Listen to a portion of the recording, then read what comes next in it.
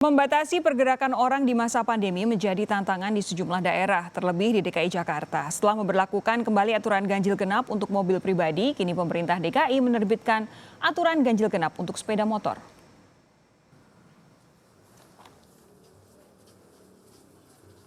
Segala cara ditempuh pemerintah Provinsi DKI Jakarta untuk membatasi pergerakan orang di masa pandemi COVID-19. Pembatasan sosial berskala besar atau PSBB transisi di DKI bahkan kembali diperpanjang untuk yang keempat kalinya hingga 27 Agustus mendatang. Aturan pembatasan kendaraan pribadi dengan aturan nomor polisi ganjil genap juga diberlakukan kembali sebagai rem atas tingginya mobilitas warga. Kepala Dinas Perhubungan DKI Jakarta, Syafrin Liputo mengakui saat ini pemerintah Provinsi DKI Jakarta tidak memiliki lagi instrumen pembatasan pergerakan orang di DKI Jakarta. Dengan dihapuskannya SIKM, Pemprov DKI Jakarta tidak memiliki lagi instrumen pembatasan pergerakan orang. Nah, oleh sebab itu sekarang yang diaktifasi adalah dengan ganjil genap. Harapannya adalah tadi yang work from home itu kemudian tidak melakukan perjalanan yang tidak penting. Kini pemerintah Provinsi DKI bahkan ingin memperluas aturan ganjil genap untuk motor pribadi. Kebijakan ini tertuang dalam Peraturan Gubernur Nomor 80 Tahun 2020 tentang PSBB masa transisi yang ditetapkan pada 19 Agustus. Pengendalian moda transportasi berupa kendaraan bermotor pribadi, berupa sepeda motor dan mobil beroperasi dengan prinsip ganjil genap pada kawasan pengendalian lalu lintas. Demikian bunyi Peraturan Gubernur di Pasal 7 yang mengatur pengendalian transportasi. Sementara dalam Peraturan Gubernur tersebut, angkutan roda 2 berbasis aplikasi mendapat pengecualian dalam aturan ganjil genap sepeda motor. Pengendalian pergerakan warga di masa pandemi harus menjadi komitmen semua masyarakat. Terlebih, kasus positif corona belum melandai. Jumlah pasien positif COVID-19 di DKI bertambah 641 orang per 21 Agustus 2020, sehingga total kasus positif corona DKI menjadi 32.398 kasus. Pada masa perpanjangan PSBB transisi ini, protokol kesehatan untuk mencegah penyebaran COVID-19 harus dipastikan terlaksana dengan disiplin. Tim Liputan, Kompas TV, Jakarta. Pembatasan pergerakan warga di ibu kota terus berlangsung. Meski di sisi lain pembukaan fasilitas publik di tengah pandemi juga tidak berkurang. Kini pemerintah Provinsi DKI Jakarta resmi memasukkan kendaraan roda 2, sepeda motor dalam daftar pembatasan melalui aturan ganjil genap. Bagaimana bentuk sanksi dan pengelolaannya? Sejauh mana dampak yang harus diantisipasi oleh Pemprov DKI Jakarta dan terutama warga pengguna sepeda motor? Kita bahas, nanti akan bergabung bersama kami Ahmad Riza Patria, Wakil Gubernur DKI Jakarta. Tampaknya saat ini belum siap bersama Kompas TV, tapi yang sudah siap adalah Haria S. Dillon, Sekjen Masyarakat Transportasi Indonesia MTI. Selamat malam Pak Haria. Selamat malam. Sehat ya? Alhamdulillah sehat. Pak Haria, sembari kita menunggu Pak Ahmad Riza Patria, saya ingin berbincang dulu dengan Anda. Kalau kemudian ada aturan ganjil genap selama ini hanya dibatasi untuk roda 4 saja, itu pun dulu sudah pernah diprotes karena artinya akan lebih banyak warga yang terpaksa menggunakan kendaraan umum, sangat menyulitkan ketika kita harus jaga jarak. Apa kabar kalau kemudian nanti sepeda roda 2 juga dikenai aturan yang sama? Yang saya pahami peraturan itu hanya berlaku atau diterapkan ketika sudah ada keputusan gubernurnya, dan sekarang ini kan belum ada tanda-tanda ke sana. Jadi memang pergubnya menyatakan dapat dilakukan, tapi eksekusinya hanya dengan keputusan gubernur. Tapi nanti mungkin Pak Wakil Gubernur yang lebih kompeten untuk menjelaskan persisnya peraturan gubernur dan rencana keputusan gubernur tersebut. Yang saya pahami sampai sekarang belum ada kepastian ya apakah itu akan diimplementasikan. Karena memang untuk implementasinya ternyata di sistem perundangan kita perlu peraturan yang lebih teknis, yaitu dalam bentuk keputusan gubernur. Ya. Atau keputusan gubernur. Peraturan gubernur saja ternyata belum cukup untuk menerapkan hal tersebut. Ini kan aturan teknisnya. Kalau misalkan kita katakan nanti sudah urusan aturannya sudah clear begitu, kalau benar-benar ditetapkan, menurut Anda apa yang akan terjadi? Ya memang terlalu cepat ya untuk berspekulasi ya. Kalau saya mau sampaikan ya, kalau soal protes dari dulu kebijakan ganjil genap, sebelumnya juga 3 in 1, selalu ada yang protes. Jadi saya kira itu pada saat ini ya sudah saya anggap wajar lah kalau kembali ada yang protes mengenai ada pembatasan lagi. Tapi saya yakin keputusan ini bukanlah keputusan yang mudah ya, diambil oleh gubernur dan jajarannya. Tentu sudah ada pertimbangan, dan saya kira kita ya perlu mendengar lah bagaimana dari pihak Pak Gubernur dan Wakil Gubernur sampai kepada keputusan tersebut. Oke, kemarin diprotes, memang selalu ada protes begitu soal aturan ganjil genap ini. Tapi kan kemarin karena dipertanyakan efektivitasnya mengurangi kemacetan. Ini kan kita sedang masa pandemi. Salah satu syarat mutlak orang untuk bisa menghindari tertular adalah dengan jaga jarak. Kalau kemudian naik motor tidak boleh, orang kemudian harus naik kendaraan umum, di mana kendaraan umumnya juga penambahannya tidak signifikan. Anda tidak merasa bahwa masyarakat justru kemudian lebih berisiko tertular COVID-19? Jadi begini, saya kira di forum yang sama ini juga di Kompas TV ya, 4 Juni yang lalu atau sebelum kita masuk ke masa PSBB transisi ini, Pak Gubernur sudah menyampaikan ya dengan sangat baik saya pikir, bagaimana dengan PSBB itu kita mampu menurunkan ya angka penularan ya, reproductivity rate dari 4 menjadi sekarang di kisaran 1. Jadi sebenarnya yang sudah terbukti dapat meredam laju infeksi itu adalah PSBB. Ya, dan saya kira dalam kesempatan yang sama tersebut, sebelum kita masuk ke PSBB transisi awal Juni yang lalu, Pak Gubernur juga sudah menyampaikan bahwa ketika sudah menyampai level yang mengkhawatirkan, maka yang disebut darurat atau emergency brake itu dapat diterapkan.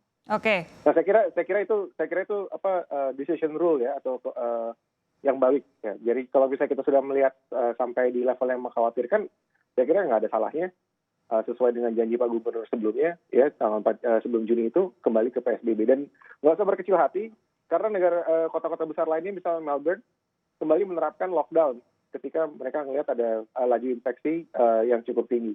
Oke, sebentar Pak Haria, kita coba sapa Pak Ahmad Riza Patria, Wakil Gubernur DKI Jakarta, harusnya sudah siap untuk kita ajak berbincang. Selamat malam Pak Riza. Selamat malam Mbak Sofi, Assalamualaikum. Waalaikumsalam warahmatullahi wabarakatuh. Sehat kan ya? Sehat, Alhamdulillah. Nah, langsung ini Pak, tadi karena ditanya juga sama Pak Haria, jadi aturan ganjil genap untuk sepeda motor ini apakah memang sudah resmi diterapkan? Kalau belum, kapan kira-kira? Yang pertama ya, terkait ganjil genap, dulu awalnya ganjil genap itu dimaksudkan untuk membatasi jumlah kendaraan dalam rangka mengurangi kemacetan. Kemudian ketika pelaksanaan PSBB, maka ganjil genap tidak diberlakukan. Kemudian ketika masa pelonggaran, terus fase 1, perpanjangan 1, 2, 3, 4, dan sekarang memasuki berikutnya, akhirnya kami memutuskan perlu kembali diberlakukan ganjil genap. Ganjil genap ini ada 2 maksudnya. Yang pertama, sebagaimana ketentuan sebelumnya, sebelum ada COVID dalam rangka mengurangi kemacetan, karena memang di masa pelonggaran ini semakin macet, karena jumlah orang yang keluar semakin banyak. Dan yang kedua dimaksudkan untuk dalam rangka pembatasan ini agar orang yang keluar rumah juga dibatasi, tidak hanya kendaraannya, tapi jumlah orangnya. Dan alhamdulillah ketika kita memberlakukan ganjil genap dalam 2 minggu terakhir, jumlah orang yang keluar rumah semakin berkurang untuk kendaraan roda 4 atau lebih. Nah, terkait roda 2, sebetulnya dalam Pergub nomor 60 tahun 2020, Pergub 50 tahun 2020, bersamaan diberlakukan kembali ganjil genap mobil, sebetulnya di situ juga diatur bahwa kita akan juga memberlakukan ganjil genap bagi kendaraan bermotor. Tapi belum kita laksanakan. Dan beberapa hari ini Pak Gubernur juga telah mengeluarkan Pergub tahun 80 terkait juga ganjil genap mobil dan motor. Tapi sekali lagi kami sampai hari ini di Scoop belum memberlakukan. Kita masih akan melakukan kajian lagi kapan kira-kira. Namun landasan regulasinya sudah ada, cuma penerapannya belum. Oke, jadi memang masih dikaji. Ini belum jadi sebuah kepastian begitu? Ya, aturannya sudah ada, tapi pemberlakuannya belum. Kita Oke. masih lihat ya, kapan kira-kira, apakah minggu depan atau 2 minggu, ini masih terus dilihat, dikaji, dianalisa.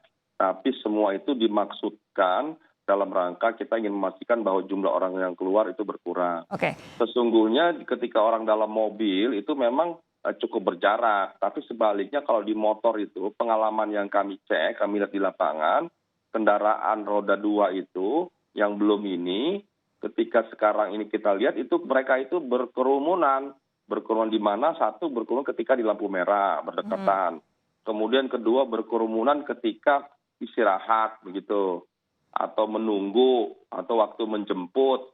Nah, inilah 4 titik inilah setelah kita lihat di lapangan terjadi kerumunan yang dapat berpotensi menimbulkan penyebaran COVID itu sendiri, Pak sehingga Riza? kami merasa perlu adanya pemberlakuan terkait ganjil genap untuk kendaraan bermotor. Tapi sekali lagi ini belum dilaksanakan. Oke.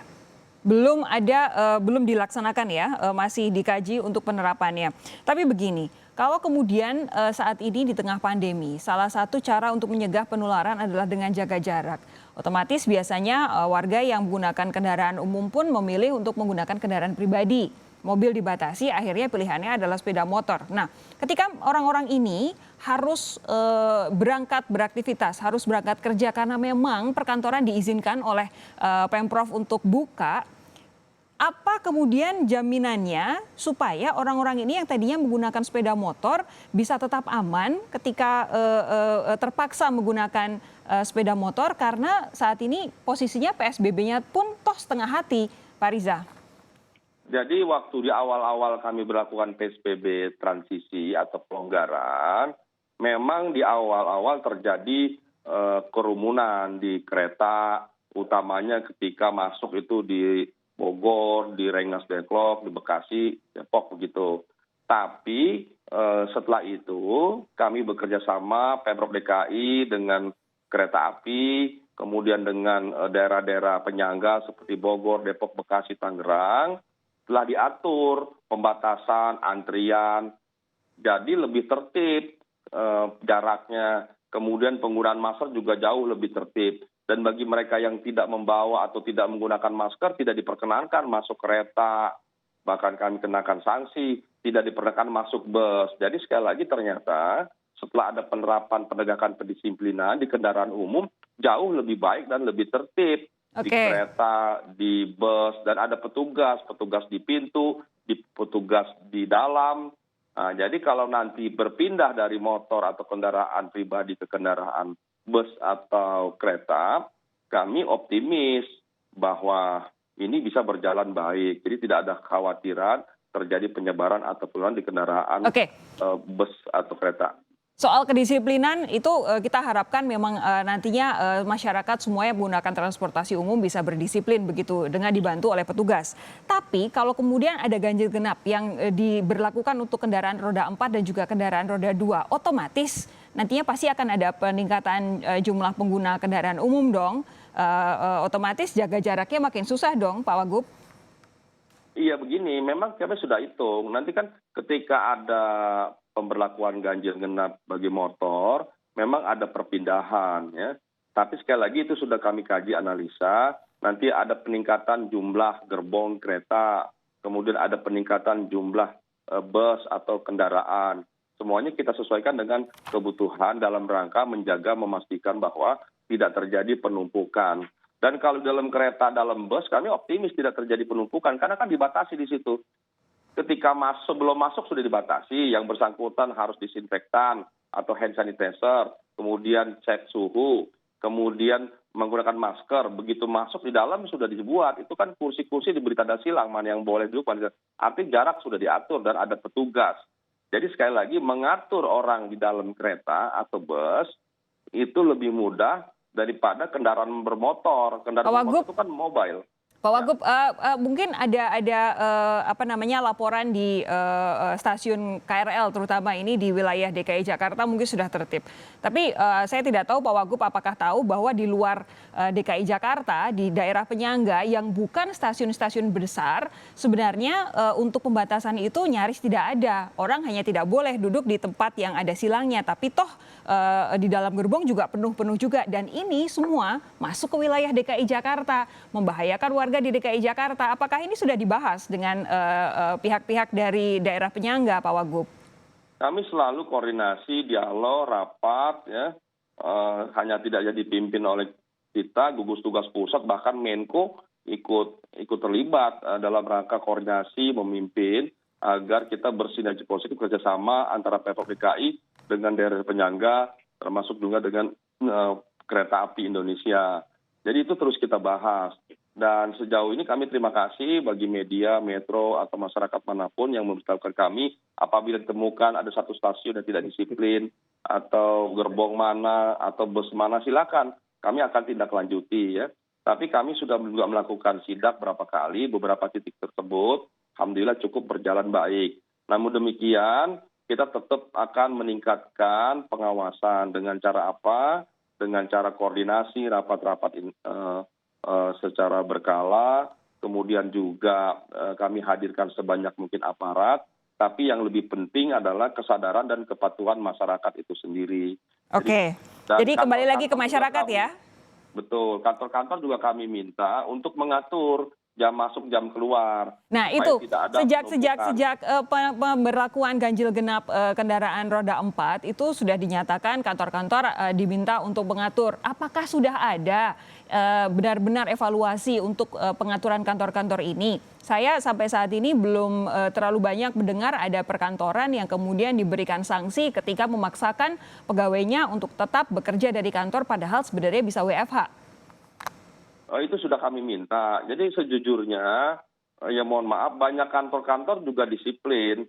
Jadi kantor-kantor juga tidak semua, sekalipun ada pelonggaran sampai 50%, kami berterima kasih bahwa kantor-kantor juga tidak semua diisi sebanyak mungkin. Mereka selain mengatur bekerja, menyusun jadwal, shift masuk, shift istirahat, shift pulang, atau keluar kantor, kemudian mereka juga membantu mengatur di dalam kantor itu diatur bahwa semaksimal mungkin bekerja di rumah. Okay. Dan ternyata juga berkurang dari 50% jumlahnya, tidak lebih. Kemudian yang keempat juga kami berterima kasih, setiap kantor juga menunjuk satgas atau gugus tugas atau kader COVID, petugas yang membantu mengawasi. Okay. Dan kami terus, di Snaker kami terus berkoordinasi dengan semua asosiasi, kantor, usaha, dan lain sebagainya, termasuk pabrik, pergudangan, terus kami koordinasikan. Dan kami ingin memastikan